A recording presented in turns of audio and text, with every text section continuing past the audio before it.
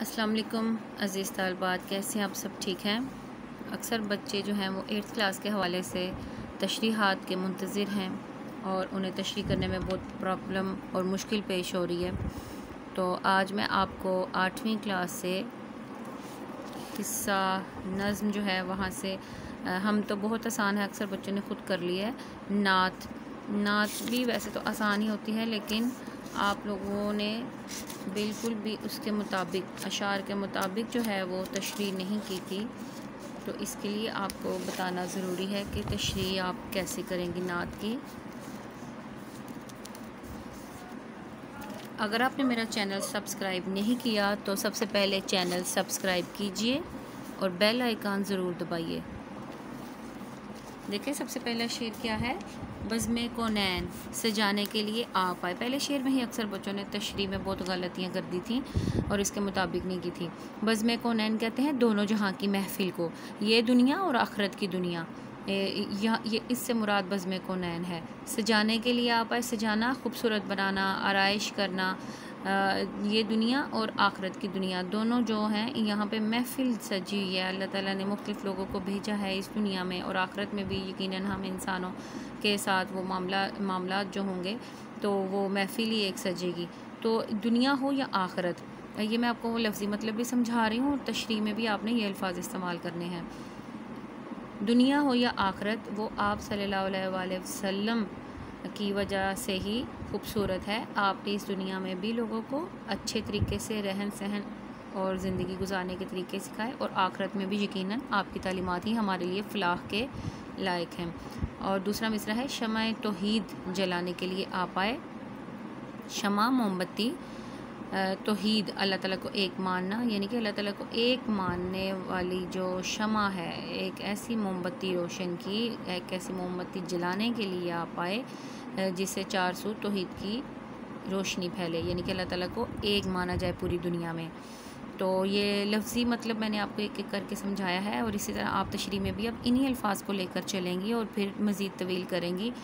مثلاً آپ جیسے شروع کریں گی کہ یہ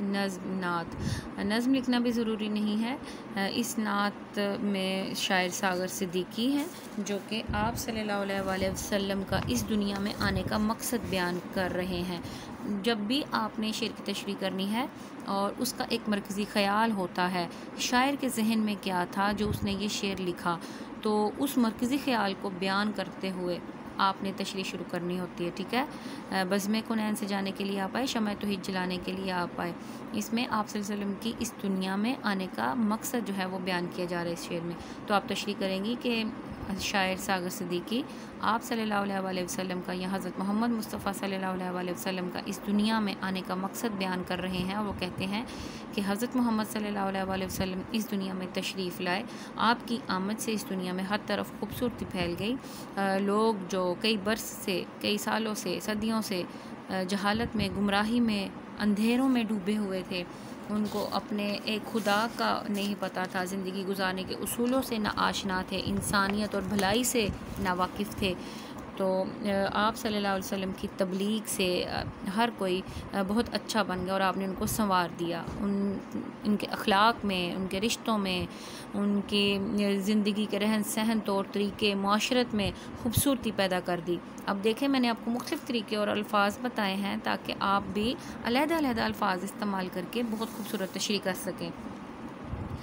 اس طرح ان کی دنیا بھی بہتر ہو گئی لوگوں کی، اور لوگوں کی آخرت بھی سنور گئی، کیونکہ جس چیز نے بھی آپ صلی اللہ علیہ وآلہ وسلم کی تعلیمات پر، ان کی ہدایات پر، ان کے پیغام پر عمل کیا، وہی فلاح کا راستہ بھی پا گیا، اس نے اس دنیا میں بھی کامیابی حاصل کر لی، اور آخرت یعنی کہ آپ صلی اللہ علیہ وسلم تو آئے ہی اس دنیا میں اس لیے تھے کہ لوگوں کی دنیا اور آخرت سنور جائے۔ بزم کونین کو لے کر آپ نے چلنا ہے، ٹھیک ہے؟ تو جن لوگوں نے بھی آپ کے پیغام پر عمل کیا انہوں نے ہدایت کا راستہ پایا، اور وہ اللہ تعالیٰ کی نظر میں بہترین انسان بن گیا۔ اس طرح سے اس دنیا میں تو آپ صلی اللہ علیہ وسلم فلاح اور کامیابی لے کر آئے لوگوں کے لیے، ان کی بہتری ہو گئی، لیکن اس کے علاوہ جو ایک آخری زندگی ہے، جو اخروی زندگی ہے، ہماری موت کے بعد اور قیامت والے دن جو ہمارا حساب کتاب اور عمل ہوگا، اس زندگی میں کامیابی کے طور طریقے اصول قانون بھی آپ صلی اللہ علیہ وسلم نے ہمیں بتائے۔ اس دنیا میں رہ کر ہی ہم نے آخرت کی زندگی کو بھی سنوارنا ہے۔ ہمیں ان اصولوں سے واقف کرایا آپ صلی اللہ علیہ وسلم نے کہ آخرت کی زندگی ہی ابدی زندگی ہے اور وہ ہمیشہ رہنے والی ہے۔ اس کی کامیابی کے لیے بھی آپ نے خاص پیغام دیا ہے، اور وہ شمع توحید اگر آپ صلی اللہ علیہ وسلم نے جلائی، ایک اللہ کا پیغام دیا سب کو، تو یقیناً انسان جو ہے وہ کامیابیوں سے، انسانیت جو ہے وہ کامیابیوں سے ہمکنار ہو گئی، اور انسانوں کی، لوگوں کی یہ دنیا بھی سنور گئی اور آخرت کی دنیا بھی۔ آپ صلی اللہ علیہ وسلم نے لوگوں کو بتایا کہ اللہ ایک ہے، کوئی اس کا شریک نہیں۔ اب دیکھیں یہاں پہ شمع توحید ہے تو ہم نے توحید کو ایکسپلین کرنا ہے، وضاحت سے بیان کرنا ہے، اسی طرح ہماری تشریح جو ہے وہ طویل ہوتی ہے۔ آپ صلی اللہ علیہ وسلم نے لوگوں کو بتایا کہ اللہ ایک ہے، اس کا کوئی شریک نہیں ہے، اور وہی عبادت کے لائق ہے، اس کے علاوہ کسی کی بھی عبادت کرنا گناہ ہے۔ تو آپ نے لوگوں کو یہ سیدھا راستہ دکھایا، دنیا میں آ کر اللہ تعالیٰ سے واقف کرایا، اللہ تعالیٰ کی وحدانیت کا یقین دلایا۔ تو ضروری نہیں کہ آپ یہ ساری ہی باتیں لکھیں، کیونکہ آپ کو پتہ ہے کہ ایک شعر کی تشریح جو ہے وہ یقیناً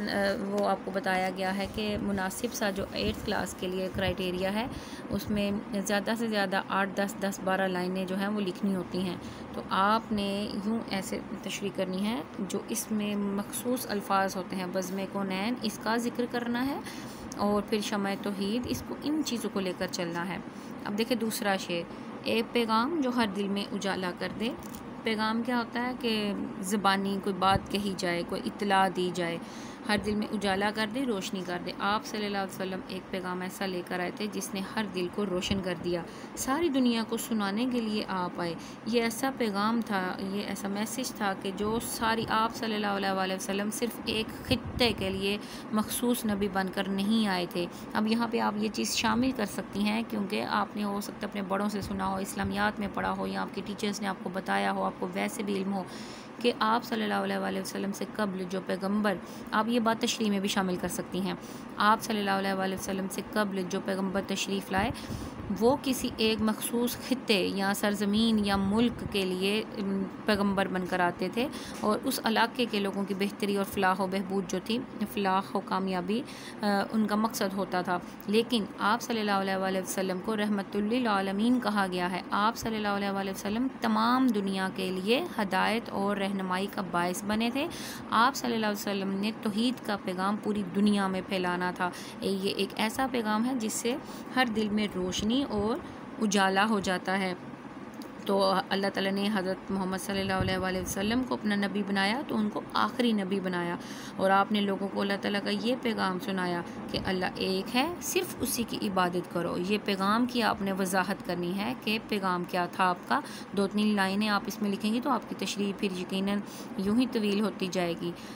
اور ہر دل میں اجالا کر دیں آپ نے، اور اللہ تعالیٰ کی عبادت کا کہا۔ آپ صلی اللہ علیہ وسلم نے جو تعلیمات دیں، اور وہ کسی ایک فرد کے لیے، ایک گروہ کے لیے، ایک قبیلے کے لیے، ایک علاقے کے لیے، ایک ملک کے لیے نہیں تھا کہ آپ سعودیہ میں ہیں، مطلب عرب میں ہیں تو صرف عرب کے لوگوں کی ہی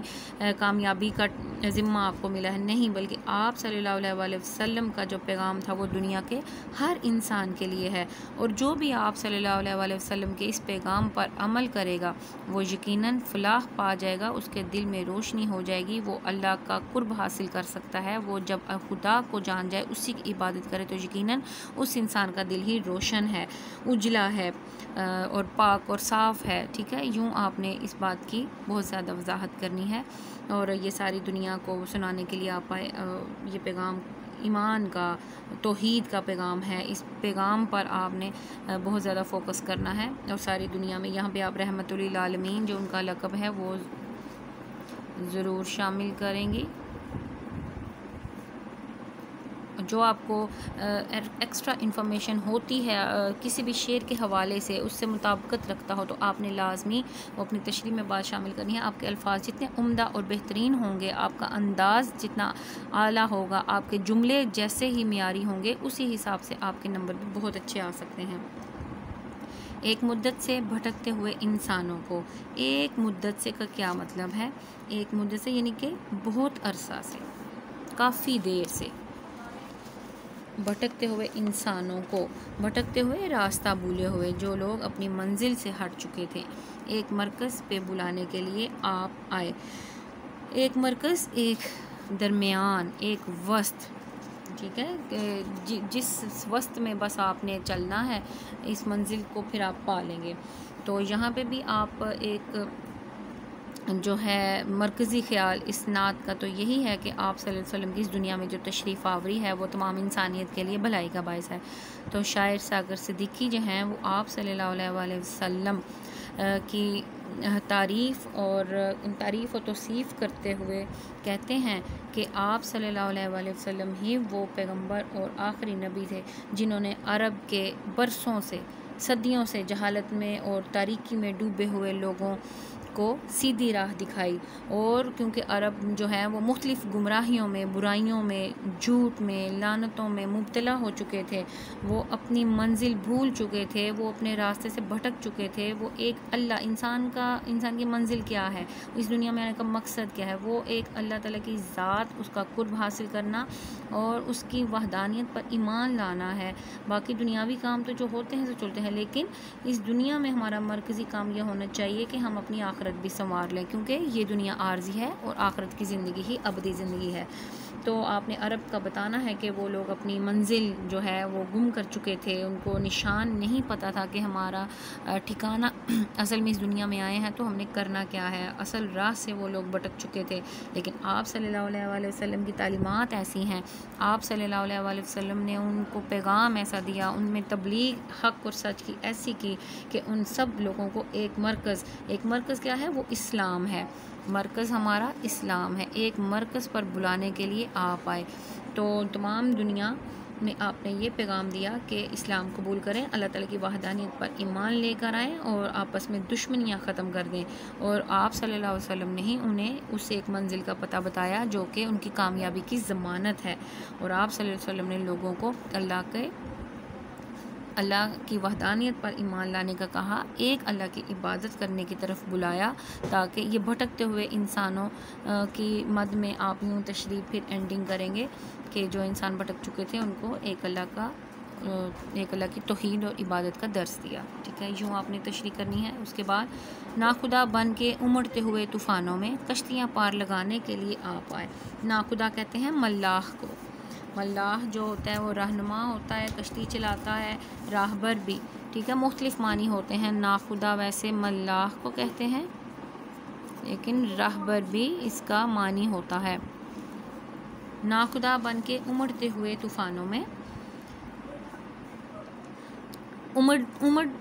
کے آتے ہیں جو طوفان، وہ کہتے ہیں کہ بہت بپھرا ہوا طوفان، امڑنا جوش میں آیا ہوا طوفان، بپھرا ہوا طوفان۔ کشتیاں پار لگانے کے لیے آپ آئے۔ کشتی جو ہے وہ انسانی زندگی کو کہا گیا ہے، ٹھیک ہے، انسانی زندگیاں ہیں وہ خطرے میں تھیں۔ پار لگانا، منزل پر پہنچانا، ٹھیک ہے، منزل پر پہنچانا۔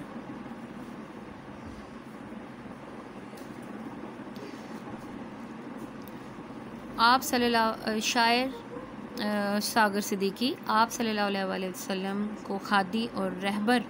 بتاتے ہوئے کہتے ہیں کہ جس وقت آپ صلی اللہ علیہ وسلم اس دنیا میں تشریف لائے وہ دور انتہائی جہالت اور گمراہی کا دور تھا۔ وہ اخلاقی اعتبار سے بھی، معاشی اعتبار سے، معاشرتی اعتبار سے، دینی اعتبار سے، غرض دنیا کے ہر معاملے میں لوگ جو تھے وہ برائی میں ڈوبے ہوئے تھے۔ آپ نے تھوڑی سی تمہید باندھنی ہے، پھر اصل شعر کی تشریح کی طرف آتے ہیں، ٹھیک ہے۔ تو ہر طرف لوگ جو ہیں وہ نفسا نفسی کا شکار تھے، ایک دوسرے کی دلی ہمدردی سے عاری تھے، نہ ہی چھوٹوں سے پیار محبت شفقت سے پیش آیا جاتا تھا، نہ ہی بڑوں کی عزت و تعظیم کی جاتی تھی،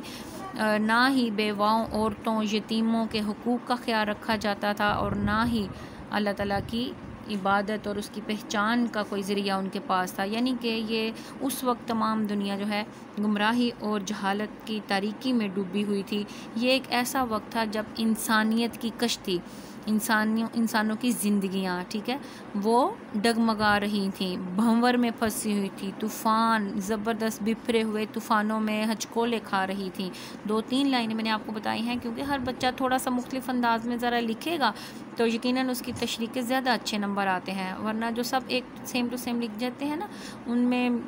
وہ زیادہ پھر نہیں اتنا اچھا لگتا۔ تو آپ لوگ لکھیں گی اپنے الفاظ یا میرے الفاظ بھی یہ استعمال کریں گی آپ لوگ، تو پھر یقیناً اچھے اور بہترین الفاظ استعمال کر کے آپ نے تشریح کرنی ہے، ٹھیک ہے؟ کوئی بچہ کچھ لکھے، کوئی کچھ لکھے،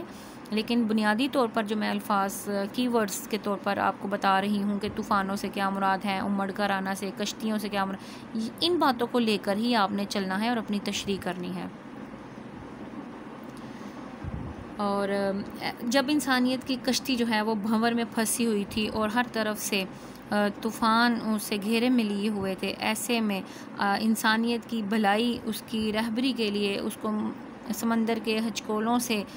ڈبونے میں بچانے کے لیے ایک ایسے ملاح کی ضرورت تھی، ایک ایسے رہبر کی ضرورت تھی، ایک ایسے رہنما کی ضرورت تھی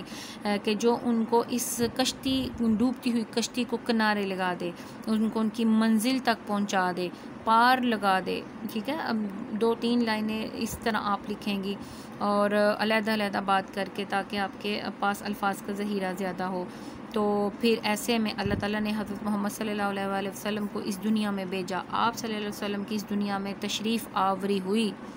تشریف آوری، اکثر بچے جو ہیں یہ لفظ غلط لکھ دیتے ہیں، تو آپ نے غور سے دیکھنا ہے کہ تشریف آوری کیسے لکھنا ہے۔ آپ صلی اللہ علیہ وسلم کی اس دنیا میں تشریف آوری ہوئی تو آپ نے لوگوں کو، انسانوں کو گمراہ ہونے سے اور جہالت کی تاریکی سے ڈوبنے سے بچایا، اور ان کو برائیوں سے نکال کر اچھائیوں کی طرف لے کر آئے، اور ان کو ایک ایسی راہ دکھائی کہ جو ان کو ان کی منزلوں تک پہنچا دے۔ اس کے بعد تو اشعار ہیں، قافلے والے بھٹک جائیں نہ منزل سے کہیں۔ قافلے والے کون ہیں؟ قافلہ ویسے کارواں کو کہتے ہیں نا، تو یہاں قافلے سے مراد کارواں اس کا لفظی مطلب ہے، لیکن مراد کیا ہے؟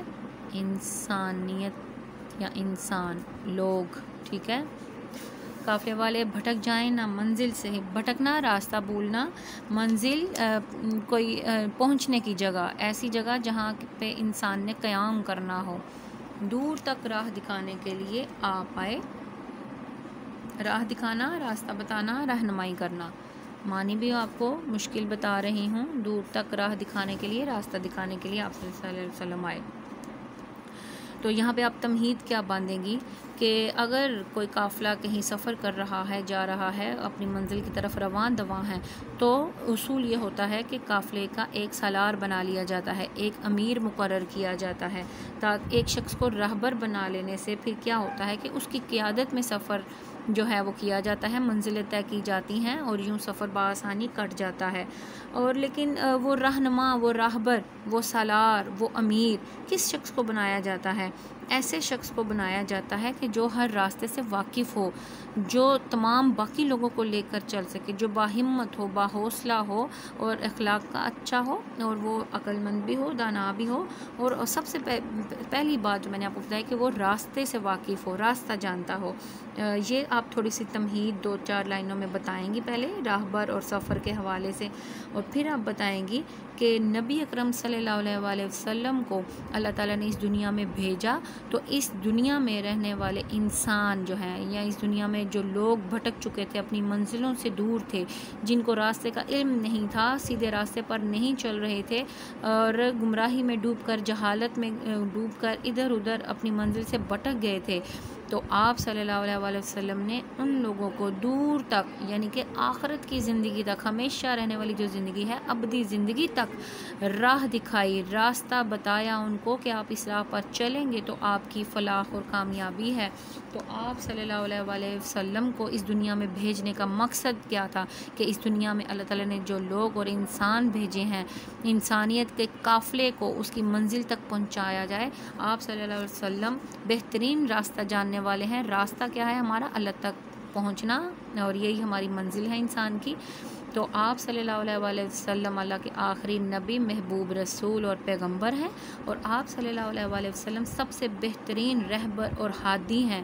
آپ اللہ تعالیٰ تک پہنچنے کا، یعنی کہ انسانوں کی جو منزل ہے، اس کا راستہ بخوبی جانتے تھے۔ بخوبی جانتے تھے، اور آپ کی تبلیغ اور پیغام کے باعث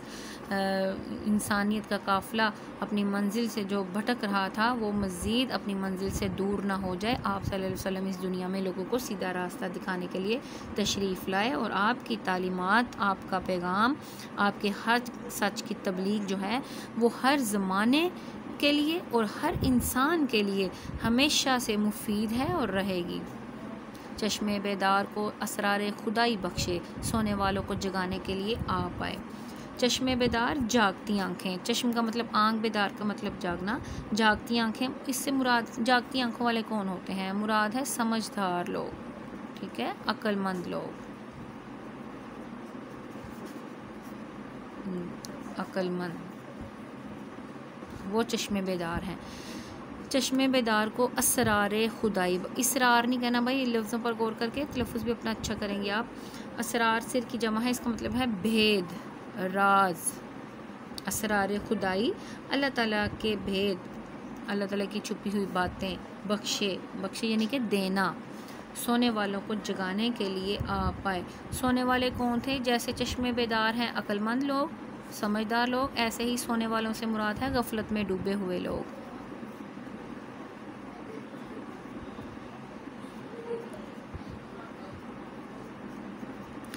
جگانے کے لیے آپ آئے، جگانا، نیند سے جگانا یعنی کہ ہوشیار کرنا، نیند سے اٹھانا، ان کو ہوشیار کرنا، آپ صلی اللہ علیہ وآلہ وسلم آئے۔ اب دیکھیں تشریح میں آپ بتائیں گے کہ آپ صلی اللہ علیہ وآلہ وسلم کی جو تبلیغ آپ نے جو کی ہے، حق کی، سچ کی، اللہ تعالیٰ کی وحدانیت کی، وہ ہر خاص و عام کے لیے بالکل برابر ہے، چاہے کوئی عقل مند ہے، چاہے کوئی غفلت میں ڈوبا ہوا ہے، چاہے کوئی سمجھدار ہے، چاہے کوئی بیوقوف ہے۔ آپ نے بلا تحسیس، بغیر کسی فرق کے تمام دنیا کے انسانوں کے لیے اپنی تعلیمات جو ہیں وہ دی تھی، اور جو لوگ سمجھدار ہیں آپ نے ان کو اللہ کے راز بتائے کہ وہ کون کون سی باتیں ہیں جن پر عمل کر کے اللہ تعالیٰ کی ذات کو پہچانا جا سکتا ہے، اللہ تعالیٰ کا قرب حاصل کیا جا سکتا ہے، اور اللہ کے قریب ہو کر اس کی تائید حاصل کی جا سکتی ہے، اللہ تعالیٰ کا ساتھ حاصل کیا جا سکتا ہے۔ تو ایسے سمجھدار اور عقل مند لوگوں کو آپ صلی اللہ علیہ وسلم کے تعلیمات کے باعث اللہ کے قریب پہنچنے کا موقع ملا۔ اسرار خدائی بخشے، قریب اللہ تعالیٰ کے چھپے ہوئے راز مل گئے، چاہے جس کو وہ ولی اللہ بن جاتا ہے، ولی کا مطلب دوست ہے، ان کے اللہ کا دوست بن جاتا ہے۔ تو جو لوگ ناسمجھ اور نادان ہیں، آپ نے جو غفلت میں ڈوبے ہوئے لوگ ہیں، آپ صلی اللہ علیہ وسلم نے ان کو جگایا، ان کو نیند سے بیدار کیا، ان کے سوئے ہوئے دلوں کو جھنجھوڑا، ان کو اٹھایا کہ یہ زندگی گزارنے کا طور طریقہ نہیں ہے جیسے آپ گزار رہے ہیں۔ آپ نے ان کو اخلاقی، معاشی، معاشرتی، تہذیبی، تمدنی، مذہبی اعتبار سے ان کو تعلیمات دیں، ان کو سکھایا، زندگی گزارنے کے طریقے بتائے۔ اور جس وقت آپ صلی اللہ علیہ وسلم اس دنیا میں تشریف لائے تھے، ظاہر ہے وہ ایک جہالت اور گمراہی کا دور تھا، عرب معاشرہ بھی اور اس کے علاوہ بھی دنیا میں ہر طرف تباہی ہی اور تاریکی ہی تھی، لوگ سرعام برائیاں بھی کرتے تھے اور اس پر فخر بھی کرتے تھے، تو یہ ایک نہایت خطرناک جو بات تھی۔ تو اللہ تعالیٰ نے آپ صلی اللہ علیہ وسلم کو اس دنیا میں بھیجا کہ لوگوں کے دلوں میں آپ نے آ کر اللہ کی محبت پیدا کی، اور جو غفلت میں ڈوبے ہوئے تھے، جو گمراہ تھے، ان کو آپ صلی اللہ علیہ وسلم نے جاہل قوم کو محبت کے جذبات ابھارنے کے لیے ان کو اللہ کے قرب حاصل کرنے پر اکسایا، اور آپ صلی اللہ علیہ وسلم کے اس دنیا میں آنے کا مقصد ہی یہ تھا، چاہے کوئی خاص ہے، چاہے کوئی عام ہے، ان تمام لوگوں کو اللہ تعالیٰ کے راہ پر چلائیں۔ تو یہ تھی آپ کی تشریح، امید ہے آپ کو بہت اچھے سے سمجھ آئی ہوگی۔ اگر آپ نے میرا چینل سبسکرائب نہیں کیا تو سب سے پہلے سبسکرائب کا بٹن ضرور دبائیے، اور اس کے علاوہ اگر آپ کو کسی چیز کا سمجھنا اور پوچھنا ہے تو کمنٹ میں ضرور بتائیں، آپ کمنٹ کر کے بتائیں کہ آپ کو یہ تشریح کیسی لگی، آپ کو اچھی سمجھ آئی یا نہیں، یا مزید کیا آپ چاہتی ہیں کہ آپ کو گرامر کے حوالے سے یا نعت کے حوالے سے یا تشریح کے 8ویں کے حوالے سے، 9ویں 10ویں کے حوالے سے کچھ بھی، تو آپ نے کمنٹ کر کے ضرور بتانا ہے۔ اوکے، اللہ حافظ۔